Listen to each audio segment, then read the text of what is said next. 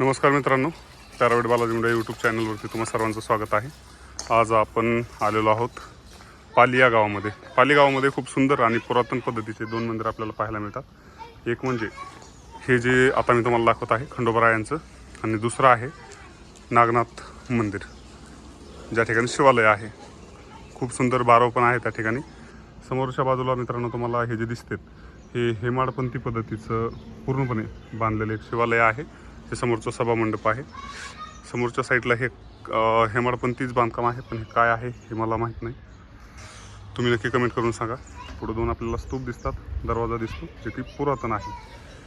तर मित्रांनो इथं आपल्याला एक शिवालय पाहायला मिळत आहे आणि आता आपण आतमध्ये जाणार आहोत। आतमध्ये आल्या मित्रांनो आपल्याला हेमाडपंथी बांधकामाचा उत्कृष्ट नमुना पाहायला मिळतो, जो की यादवकालीन हेमाडपंथी ज्या पद्धतीचे मंदिर होते सेम अशा पद्धतीचंच या ठिकाणी आपल्याला मंदिर हे पाहायला मिळतं।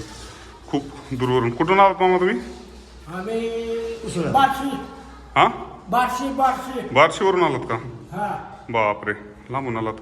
या ठिकाणी मित्रांनो आपल्याला खंडोबारायांची पालखी पण पाहायला मिळते आणि खूप पुरातन असं मंदिर पाहिल्याच्या नंतर मन प्रसन्न होतं आणि जे मंदिर आहे हे खूप भारी वाटतंय। चला तर आपण देवाचं दर्शन घेऊयात। आतमध्ये आल्याच्या नंतर मित्रांनो आपल्याला श्री खंडोबारायांच्या समोरच एकदम सुंदर पद्धतीचे एक शिवलिंग पाहायला मिळत आहे, जे की खूप सुंदर आहे। अशा पद्धतीचं शिवलिंग आपण याच्या अगोदर कधी पाहिलेलं मला तरी आठवत नाही। वाव।